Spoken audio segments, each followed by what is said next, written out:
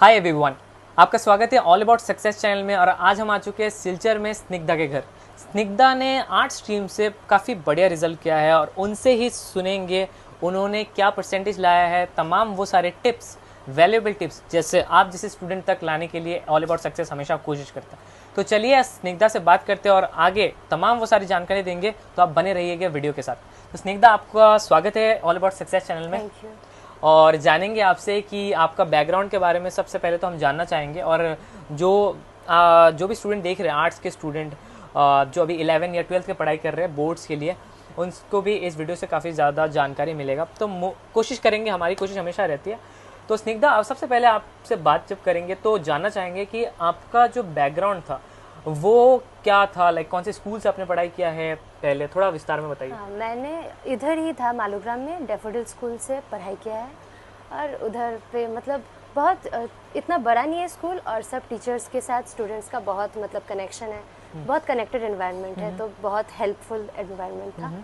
और उधर पे भी मैं मतलब डिसेंट स्टूडेंट थी, इतना सीरियस नहीं थी तब, तो मतलब डिसेंट थी। और 10th के टाइम पे मैं थोड़ा सीरियस हुई। ओके। हाँ, तो ऐसा ही था उनका, वहाँ एनवायरनमेंट बहुत अच्छा था, सब बहुत हेल्पफुल थे उधर।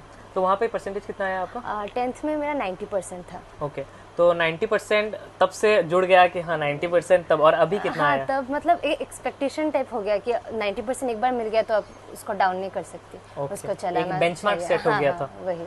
तो अभी, और आपने अभी 12th कहाँ से पढ़ाई 12th मैंने तो रामानुज सीनियर सेकेंडरी स्कूल से किया, आर्ट स्ट्रीम से।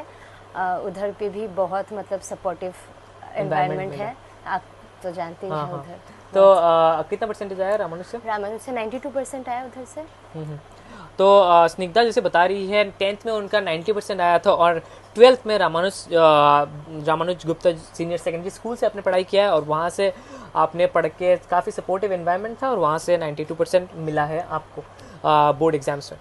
तो स्निग्धा, हम जानना चाहेंगे कि क्या वो था जो जिसने आपको इंस्पायर किया आर्ट्स लेने के लिए? 10th के बाद ही आपने सोच लिया था कि हाँ अभी 90% आया है तो चलो ठीक है, क्योंकि बहुत सारे बच्चे 90% लाने के बाद भी वो साइंस स्ट्रीम में चले जाते हैं कुछ परसेंटेज के ऊपर देख के। तो आपका क्या था कि मोटिवेशन लेवल क्या था कि हाँ मुझे भी आर्ट्स में जाना है और 90% आया है, उसके बाद मुझे और कामयाबी हासिल करनी है? तो क्या था वो इंस्पिरेशन आपके लिए? तब मेरा इतना कुछ था नहीं कि मैं मतलब कुछ इंस्पायर हुई कि आर्ट्स ही लूँ। मेरा थोड़ा था कि मैं सिविल सर्विसेज के लिए ट्राई कर सकती हूँ, तो मैं आर्ट्स के लिए मतलब मुझे सूटेबल ऑप्शन लगा कि मैं उधर पे जाऊँ। और अभी अगर मैं सोचूं तो मतलब ये डिसीजन मेरा बहुत अच्छा था। कि मैं फिलोसॉफी से इंट्रोड्यूस हुई, तो उसने मुझे बहुत हेल्प किया आगे। तो सब्जेक्ट ऐसे थे जो आपने फिर जाना कि ओके आर्ट्स मैंने ले लिया और बहुत बढ़िया लगा कि आपको पता नहीं था शायद कुछ सब्जेक्ट्स, लॉजिक फिलोसॉफी, तो ऐसा कुछ था जैसे इकोनॉमिक्स भी होता है आर्ट्स में। तो आपके लिए सबसे इंटरेस्टिंग सब्जेक्ट कौन सा था, आपको लगा कि ओके अभी मैं सही पाथ में आ चुकी, मेरे लिए बेटर? सबसे इंटरेस्टिंग सब्जेक्ट था फिलोसॉफी मेरे लिए। सबसे इंटरेस्टिंग था, मतलब मेरा लाइफ चेंज हो गया। मैं बोल सकती हूँ ऐसे, मेरे थॉट्स चेंज हुए। मैं बहुत अलग तरह से शेप्ड हूँ अभी फिलोसॉफी की वजह से। मैंने बहुत कुछ जाना, मैं आगे भी जानना चाहती हूँ, इसे लेके मैं आगे बढ़ना चाहती हूँ। ओके, तो फिलोसॉफी की जब हम लोग पढ़ते हैं, मैं तो आर्ट स्ट्रीम से नहीं हूँ, लेकिन क्या उसमें लाइफ के बारे में भी बहुत कुछ जानकारी मिलता है? डीप क्वेश्चंस होते हैं, मतलब हर चीज़ ही आप अगर सोचें क्वेश्चनिंग करने को मौका मिलता है। एकदम हर चीज़ ही अगर आप सोचें तो एक तरह से फिलोसॉफी ही है। मतलब सब चीज़ ही एकदम कनेक्टेड है ना।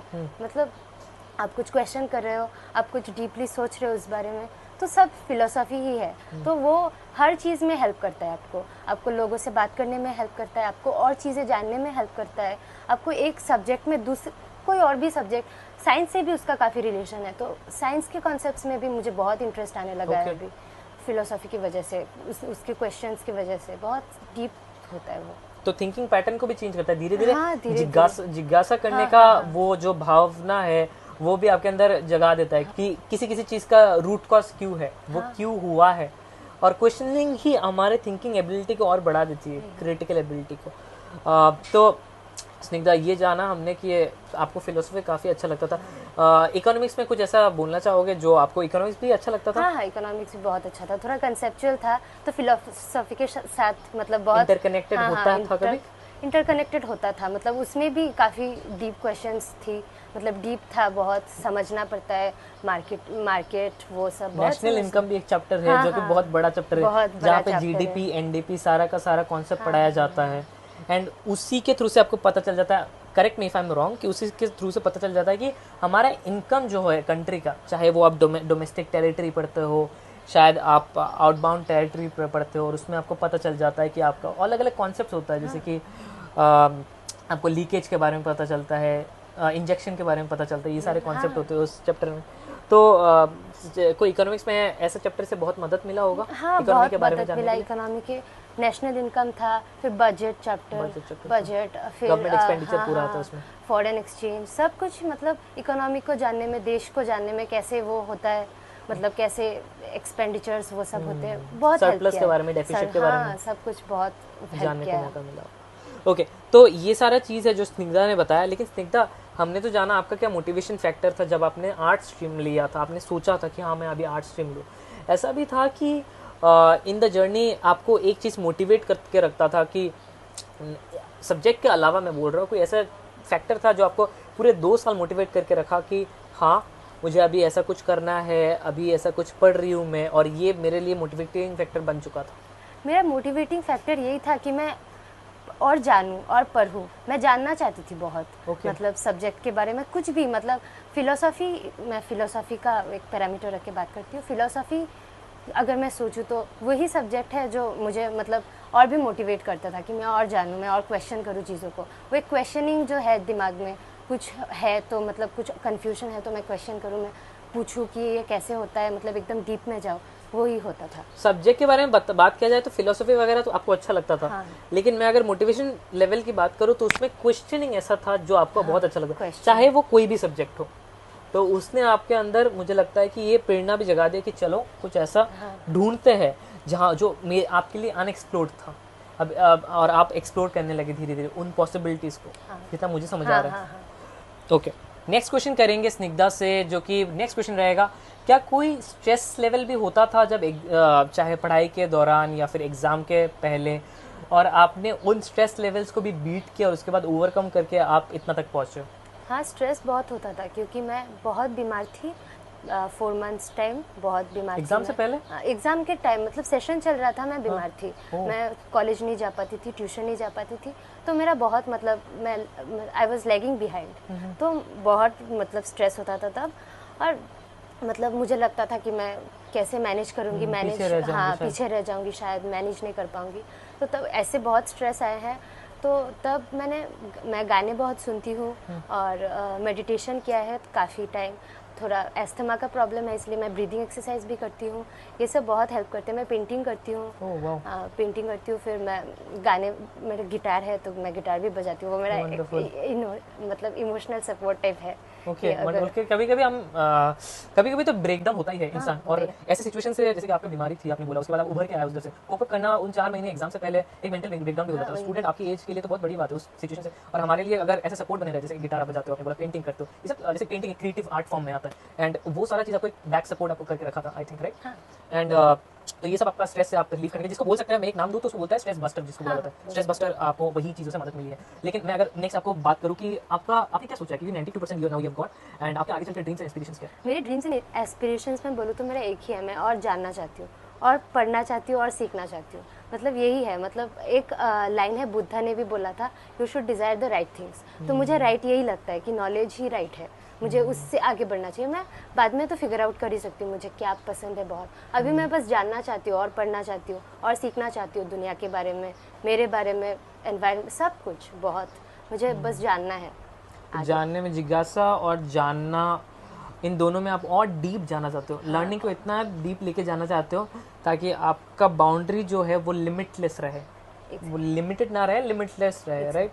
तो जब मैं इन चीज़ों के बारे में बात करता हूँ, कोई ऐसा इंस्टेंस है जो आपको लगा कि हाँ मुझे ये चीज़ क्लिक कर गया और मैंने ये दायरा मैंने खोल दिया है और क्वेश्चनिंग कर करके मैं इतना तक पहुँच गई हूँ, कोई ऐसा इंस्टेंस है? ऐसा इंस्टेंस हुआ है, मैं मतलब अगर किसी से बात करती हूँ तो मुझे लगता है कि मैं उस इंसान को अच्छे से जान पाती हूँ, मैं उसको समझ पाती हूँ, वो क्या बोलना चाह रहा है मुझे, मैं वो समझ पाती हूँ। मैं हर चीज़ को मतलब अगर मैं मुझे मूवीज़ का भी बहुत शौक है, अगर मैं मूवीज़ भी देख रही हूँ तो मैं उसका इनर मीनिंग मैं इंटरप्रेट कर पा रही हूँ कि क्या मतलब समझाना चाह रहे हैं हमको।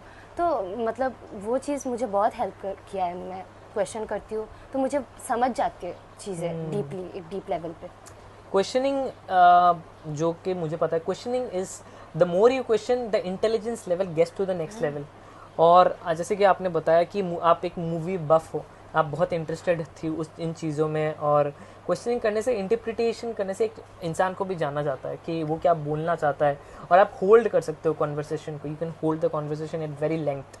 तो ये सारा चीज़ तो बढ़िया बात है, स्टूडेंट को भी जानने का मौका मिल रहा है कि वो सिर्फ पढ़ाई को लेके इन्वॉल्व सिर्फ नहीं थे, लेकिन दूसरी चीज़ों को लेके, एक्स्ट्रा करिकुलर एक्टिविटीज़ को लेके भी आप इन्वॉल्व थे। तो मैं अगर अभी एग्ज़ाम्स की बात भी कर लेते हैं थोड़ा सा स्निग्धा के साथ। एग्ज़ाम्स की बात जब करता हूँ मैं, तो ऐसा कोई शेड्यूल था या रूटीन था एग्ज़ाम से पहले आप पर्टिकुलरली उस चीज़ के बारे में फॉलो करते थे, और आपको लगता है कि स्टूडेंट्स को भी बेनिफिट होंगे जो आर्ट्स के स्टूडेंट्स हैं ऐसे 92% 90% से ऊपर लाने में? मैं कहूँगी कि मतलब सिलेबस पहले ख़त्म कर लो और रिवीजन के लिए थोड़ा टाइम बचा के रखो, ताकि आपको मतलब रिकॉल करने में आसानी हो। सिलेबस पहले ख़त्म करो और फिर रिकॉल करो। रिकॉल करने के लिए 1 हफ्ता तो एटलीस्ट रखो, रिकॉल करो और सिलेबस कंप्लीट करो, यही मैं कहूँगी। और मतलब मेरा टाइम टेबल इतना था नहीं, क्योंकि मैं बहुत इनकन्सिस्टेंट रही हूँ, मेरा वैसे हेल्थ प्रॉब्लम्स वगैरह रहा है। तो मतलब मैंने जब से ही पढ़ाई स्टार्ट की है तब मेरा यही था कि मैं सिलेबस कंप्लीशन में अपना ज़्यादा ध्यान दूँ और फिर रिकॉल करने में ध्यान लगाऊँ। तो सिलेबस अटमोस्ट प्रायोरिटी था कि पहले सिलेबस को कंप्लीट कर लो, हाँ, जितनी पहले जल्दी हो हाँ, सके। सिलेबस को समझूँ, मैं कॉन्सेप्ट्स को समझूँ, मैं मतलब कुछ प्रॉब्लम हो तो वो मैं टीचर्स को बताऊँ कि मैं यहाँ पे मुझे प्रॉब्लम हो रहा है, मुझे समझा के दे। तो ये था मेरा। फिर मैं रिकॉल करूँ कि अगर इसके बाद भी मेरा कुछ रह जाए तो मैं उसको सुधार सकूँ। तो आप टीचर्स को जाके, क्योंकि कुछ कुछ स्टूडेंट को होता है कि पूछते नहीं है जाके क्लास में, शर्म करते हैं, हाथ अगर पूछे टीचर्स कि कंफ्यूजन हो तो हाथ ऊपर कर लो। तो क्या आपके साथ ऐसा होता था कि बहुत ज़्यादा कंफ्यूजन कुछ कुछ कॉन्सेप्ट में आता था, उसके बाद टीचर्स को पूछते थे खड़े होके, या फिर कभी हाँ, कभी डाउट जाके? बहुत हुआ था ये सब, तो मतलब होता ही था मेरा। मैं जैसे मैंने बोला, मैं बहुत जानना, डीपली जानने का मतलब कोशिश करती हूँ, तो मैं टीचर्स के साथ इंटरेक्ट करती थी। मैं मतलब ट्यूशन में भी मैं एक्स्ट्रा क्लासेस के लिए रुकती थी कि मैम मुझे समझा दे अच्छे से। और मेरा तो बहुत लॉस हुआ है पहले, तो मुझे और भी एफर्ट डालना पड़ा इस चीज़ के लिए। Okay, extra effort. तो आप ज़्यादातर रात को पढ़ते थे कि सुबह को? आप मैं रात को पढ़ना प्रेफर करती थी, क्योंकि मतलब सुबह थोड़ा हेक्टिक हो जाता था, कॉलेज भी जाना पड़ता था। मतलब लास्ट में तो गई कि पहले तो नहीं गई, तो उधर पे मतलब कवर करना पड़ता था, कॉलेज, ट्यूशन। तो रात को तो उसमें तो बचपन से लाइक रात को आप ज़्यादातर पढ़ते हो? हाँ, बचपन से रात को उसमें माहौल शांत रहता है, हाँ, थोड़ा पढ़ने को भी बेटर इन्वायरमेंट मिल जाता है। सुबह भी मतलब इतना, सुबह भी मैंने ट्राई किया है। मतलब मैं जैसे बिल्ट हूँ, मैं सुबह के लिए नहीं हूँ, मैं रात के लिए ठीक हूँ। अच्छा। तो स्निग्धा बोल रही है कि उनको रात को पढ़ने में अच्छा लगता है, कि माहौल भी शांत रहता है, इन्वायरमेंट इतना अच्छा रहता है कि पढ़ने का मूड भी बच जाता है। और एक बार, लेकिन वैसे एट ए स्ट्रेच कितने घंटे पढ़ते थे, ब्रेक लेते थे? हाँ, ब्रेक वो बहुत ज़रूरी है, इसलिए मेरा मतलब वो फोकस मतलब गया नहीं मेरा। मैं पढ़ती थी थोड़ा टाइम, फिर मैं बहुत टाइम ब्रेक भी लेती थी। मैं इधर बात करती थी सबके साथ इंटरेक्ट भी करती थी और पढ़ती थी भी थी। तो इसीलिए मेरा इतना फोकस का प्रॉब्लम रहा नहीं, क्योंकि मैं ब्रेक्स लेती थी नॉर्मली। और एट ए स्ट्रेच में 2-3 घंटा मैंने पढ़ाई किया, फिर मैंने 1 घंटा ब्रेक लिया, ऐसा होता। तो मैं एक चीज़ पूछना चाहूँगा कि आपके मॉम एंड डैड कितना बड़ा रोल था आपके सक्सेस के पीछे? बहुत बड़ा रोल था, क्योंकि मैं बहुत बीमार थी, तो मेरा थोड़ा स्ट्रेस भी बहुत ज़्यादा रहता था कि मैं कैसे ये सब मैनेज करूँ। तो वो लोग बोलते थे, तुमको जितना मतलब तुम कर पाओ उतना करो, तुम्हारा मार्क्स इतना मैटर नहीं करता, तुम जैसे कर सकती हो करो। हम बस यही चाहते थे कि यू शुड स्टे हेल्दी, तुमको हेल्दी रहना चाहिए, और तुमको मतलब अपना सेहत पे अभी ध्यान देना चाहिए ज़्यादा। डॉक्टर्स ने भी बोल के दिया मुझे, मतलब कि स्ट्रेस के लिए प्रॉब्लम हो रहा है तो स्ट्रेस मत लो। तो मतलब वो लोग बहुत कोशिश करते थे कि मैं स्ट्रेस ना लूँ, मुझे एंगेज करते थे ये सब चीज़ों में। मुझे गिटार भी खरीद के दिए, तो कि मैं स्ट्रेस ना लूँ ज़्यादा। तो पापा मम्मी बहुत मददगार साबित हुए एक सपोर्ट के लिए आपके लिए, चाहे इवेंचुअल सपोर्ट हो या इनिशियल सपोर्ट या मिड सपोर्ट हो, एग्ज़ाम के बीच में कभी भी आपको सपोर्ट करते थे। That's what I could understand, right? तो स्निग्धा से अभी नेक्स्ट क्वेश्चन पूछेंगे। स्निग्धा, क्या आपका साथ ऐसा होता था कि आप प्रोक्रेस्टिनेट करते थे, सोचते थे कि हाँ थोड़ी देर बाद में पढ़ाई कर लेते हो, 7:15 हुआ तो 7:30 बजे पढ़ाई कर लूँगी, फिर 7:45 होता था, उसके बाद 8 बज जाता था, ऐसा होता था कभी? ऐसा मेरे साथ नहीं होता था, क्योंकि मैं ब्रेक के लिए बहुत टाइम अलॉट करती थी। मैं पहले पढ़ लेती थी, फिर मुझे माइंड में रहता था कि मैं तो ब्रेक ले सकती हूँ, तो इसीलिए मेरा इतना फोकस का या प्रोक्रेस्टिनेशन का इतना प्रॉब्लम था नहीं, क्योंकि मेरा मतलब ब्रेक के लिए भी बहुत टाइम अलॉटेड रहता था। मैं पहले ख़त्म कर लेती थी, फिर मैं ब्रेक लेती थी, मैं बहुत कुछ करती थी उधर। तो वो ब्रेक टाइम भी एक रिवॉर्ड टाइम बन जाता है कि मैं इतना थोड़ा कर लूँ तो मैं वो रिवॉर्ड दूंगी, और ब्रेन भी ये लगा हुआ रहता था कि चलो ठीक है, मुझे तो 15-20 आधे घंटा 1 घंटे का ब्रेक मिल जाएगा, तो अभी पढ़ाई कर लेती हूँ। राइट। तो स्निग्धा ने हमें बताया कि वो प्रोक्रेस्टिनेट तो करती नहीं थी क्योंकि उनके पास ऑलरेडी अलॉटेड था। तो स्निग्धा, ये सारे सवालों के बीच में मैं और भी सवाल पूछूंगा आपके साथ, और इस इंटरव्यू को हम एंड करेंगे। लेकिन अगर मैं आपको पूछूं कि कोई ऐसा मेमोराइजेशन टेक्निक था या फिर रीडिंग टेक्निक कुछ ऐसा था, या राइटिंग टेक्निक कुछ ऐसा था जो आप फॉलो करते थे, क्योंकि आर्ट्स में बहुत बड़े बड़े आंसर्स रहते हैं, ह्यूमैनिटी स्ट्रीम में काफ़ी बड़े आंसर्स रहते हैं, तो उनको आप कैसे टैकल करते हैं? आप जाके एग्जाम में पूरा लिखना पड़ेगा, सही सटीक तरीके से लिखना पड़ेगा, तो आपका कैसा रवैया था? मेरा था कि मैं कॉन्सेप्ट को समझूँ अच्छे से, फिर टीचर्स तो नोट्स दे ही रहे हैं तो उसको मैं समझूँ अच्छे से, और मैं पूरा तो कोई भी मेमोराइज नहीं कर पाएगा, तो मैं उसको समझ के मेरा जितना हो पाता था मैं उतना, मतलब जितना मैं कर सकती हूँ मैं उतना लिखने का कोशिश करती थी। मैं खुद से भी लिखती थी, मैं टीचर्स के नोट्स भी मतलब सब मिक्स एंड मैच करके मैं लिखती थी। ओके। तो आपने ये सब एक्सटेंसिव रीडिंग किया, उसके बाद खुद से भी आपने किया, सिर्फ ऐसा नहीं कि आपने मगअप किया सब चीज़ें? सब मगअप नहीं किया आपने। तो स्निग्धा ने ऐसे बताया। लेकिन अगर मैं एक टॉप पीस ऑफ एडवाइस आपको पूछूं कि आप क्या 12th स्टूडेंट को, ये जो बोर्ड देने वाले स्टूडेंट्स, तो उनको कुछ सलाह देना चाहोगे जो उनको याद रखना चाहिए बराबर तरीके से, और आगे उनको बहुत ज़्यादा बेनिफिट होने वाला है? मैं यही कहूँगी कि मैं जैसे कंसिस्टेंट नहीं थी तो उससे मुझे बहुत प्रॉब्लम हुआ। मैं कहूँगी कि कंसिस्टेंट रहो और ब्रेक देते रहो अपने आप को। मतलब एकदम मोनोटोनस हो जाता है, आप पढ़ नहीं पाते हो, फिर फोकस का प्रॉब्लम होता है। तो बस कंसिस्टेंट रहो, पढ़ने बैठो आप और ब्रेक लेते रहो, मैं यही कहूँगी। तो ब्रेक लेना, कंसिस्टेंट रहो, मोनोटोनस मत बनाओ पढ़ाई को, और उस सटीकता से आप आगे बढ़ो। देन आप में कोई आप हर चीज़ को पीछे छोड़ोगे। कल अगर आप बेहतर नहीं थे, आज बेहतर धीरे धीरे बन जाओगे। तो यही स्निग्धा ने बताया, one top piece of advice, और आप भी फॉलो कीजिए। इस वीडियो को इतना तक ही रखेंगे। और Snigdha, thank you so much that आपने ऑल अबाउट सक्सेस चैनल में आके आप हमारे ऑडियंस को, ये स्टूडेंट जो भी देख रहे हैं उनको आप मोटिवेट की हो। एंड उम्मीद है कि आप आगे और भी अच्छा रिजल्ट करोगे, और ऐसे ही आप मोटिवेट करेंगे स्टूडेंट्स को। So thank you so much. आपने अगर ऑल अबाउट सक्सेस चैनल को सब्सक्राइब नहीं किया है तो आप कर दीजिएगा, एंड इसी तरीके से हमको मोटिवेट करते रहिए और वीडियोस देखते रहिए। Thank you so much.